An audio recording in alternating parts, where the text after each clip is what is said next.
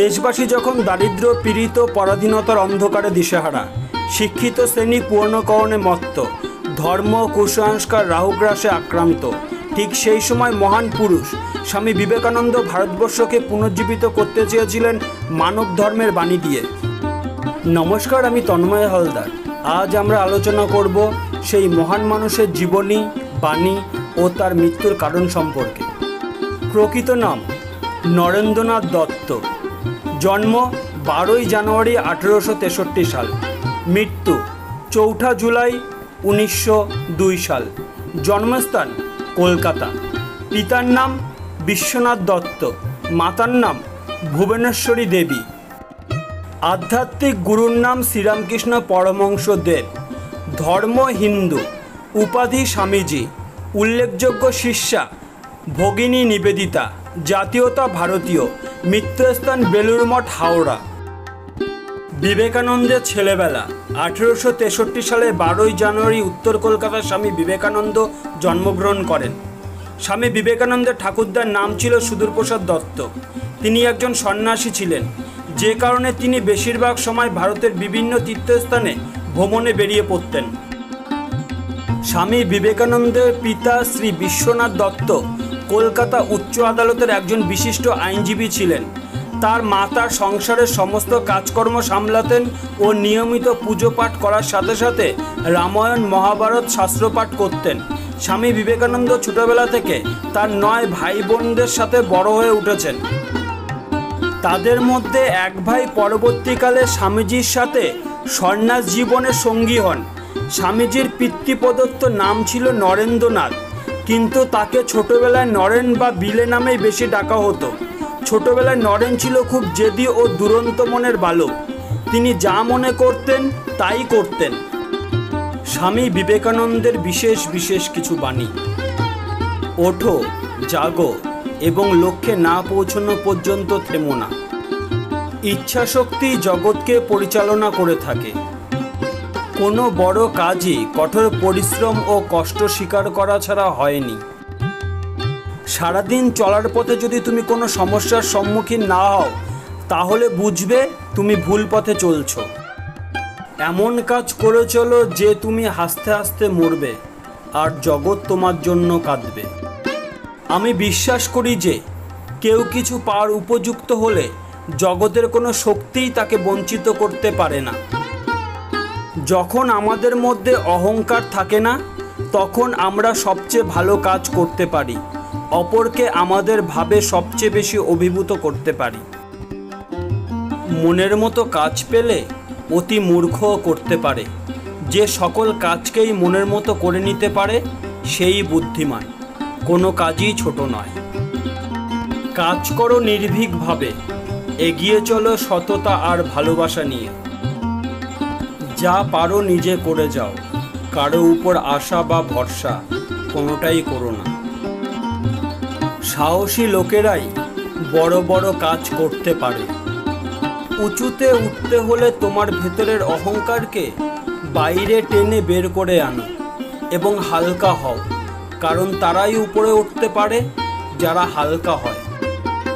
মস্তিষ্ককে উচ্চমানের চিন্তা ভাবনা দিয়ে পূরণ করো। দিবারাত্র এগুলোকে তোমার সামনে রেখে চলো। এগুলো থেকে মহান কাজ বেরিয়ে আসবে। যেরকম বীজ আমরা বুনি, সেরকমই ফল আমরা পাই। আমরাই আমাদের ভাগ্য তৈরি করি। তার জন্য কাউকে দোষারোপ করার কিছু নেই, কাউকে প্রশংসা করারও কিছু নেই। আমাদের জাতের কোনো ভরসা নেই। কোনো একটা স্বাধীন চিন্তা কাহারও মাথায় আসে না। সেই ছেঁড়া কাঁথা নিয়েই টানাটানি। যে অপরকে স্বাধীনতা দিতে প্রস্তুত নয়, সে কখনোই স্বাধীনতা পাইবার যোগ্য নয়। দাসেরা শক্তি চায় অপরকে দাস বানিয়ে রাখার জন্য। নিজের উপর বিশ্বাস না এলে ঈশ্বরের উপর বিশ্বাস আসে না। ঘৃণার শক্তির অপেক্ষা প্রেমের শক্তি অনেক বেশি শক্তিমান। জগতে এখন একান্ত প্রয়োজন হলো চরিত্র। জগৎ এখন তাদের চায় যাদের জীবন প্রেমদীপ্ত ও স্বার্থশূন্য। আহার করো পরিমিত, ধ্যান করো নিয়মিত, বই পড়ো মনোযোগ দিয়ে, চিন্তা করো গভীরভাবে, পরিকল্পনা করো দূরদৃষ্টির সাথে, সেবা করো তৎপরতার সাথে, দান করো নির্লিপ্তভাবে, ভালোবাসো নিঃস্বার্থভাবে, ব্যয় করো বিবেচনার সাথে, তর্ক করো যুক্তির সাথে, কথা বলো সংক্ষেপে। পবিত্র ও নিঃস্বার্থ হতে চেষ্টা করো, তার মধ্যেই রয়েছে সমস্ত ধর্ম। শুধু বড়লোক হইও না, বড় মানুষও হও। যারা তোমাকে সাহায্য করেছে তাদের কখনো ভুলে যেও না। যারা তোমাকে ভালোবাসে তাদের কখনো ঘৃণা করো না। যারা তোমাকে বিশ্বাস করে তাদের কখনো ঠকিও না। ভারতীয় নারীদের যেরকম হওয়া উচিত সীতা তার আদর্শ। নারীদের পাশ্চাত্য জ্ঞান ও বিজ্ঞান যেমন শেখাতে হবে, তেমনই জাগাতে হবে ভারতীয় আদর্শ ও ঐতিহ্যের প্রতি শ্রদ্ধা। আমাদের দেশের মেয়েরা তেমন শিক্ষিতা নয় বটে, কিন্তু তারা অনেক বেশি পবিত্র। মৃত্যুর রহস্য। একবার ঠাকুর শ্রীরামকৃষ্ণ নরেন্দ্রনাথকে বলেছিলেন যে তোর শরীরের সব লক্ষণ ভালো, কিন্তু তুই যখন ঘুমোস তখন তোর শ্বাস প্রশ্বাস জোরে জোরে পড়ে। যোগীরা বলেন এই লক্ষণের মানুষরা বেশি দিন বাঁচে না। শ্রীরামকৃষ্ণ ঠাকুরের এই কথা একেবারে মিলে গিয়েছিল। মাত্র ৩৯ বছর বয়সে দেহ রেখেছিলেন স্বামী বিবেকানন্দ। অমানসিক শারীরিক সমস্যা, যন্ত্রণা নিয়ে কষ্ট পেতেন তিনি। ৩৯ বয়সের শেষ অর্ধেক সময় নানা রকম ব্যাধিতে তিনি কষ্ট পেতেন। শুধুমাত্র তার মনের জোরের জন্যই তিনি সফল কর্মযোগী হয়ে উঠতে পেরেছিলেন। কি কি রোগ ছিল? ছোটবেলা থেকে তার শরীর স্বাস্থ্য ভালোই ছিল।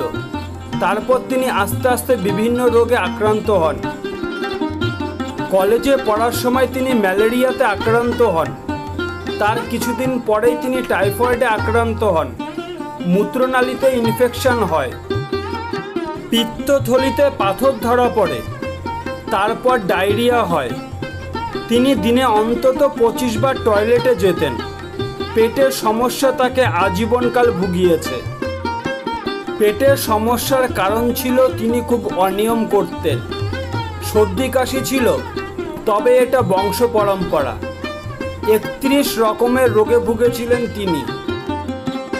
মৃত্যুর কারণ অনুমান করা যায় হার্ট অ্যাটাক অথবা মস্তিষ্কের রক্তনালী ফেটে গিয়ে মৃত্যু হয়। একটা সময় তার ওজন 102 কিলো হয়ে গিয়েছিল। তাই তিনি কখনো কখনো মজা করে নিজেকে মোটা মহারাজ বলতেন। প্রিয় খাবার খিচুড়ি ও আইসক্রিম খেতে তিনি ভীষণ পছন্দ করতেন। আজ তাহলে এই পর্যন্ত বন্ধুরা। যদি ভিডিওটা ভালো লেগে থাকে তাহলে বন্ধুদের সাথে শেয়ার করবেন। ধন্যবাদ।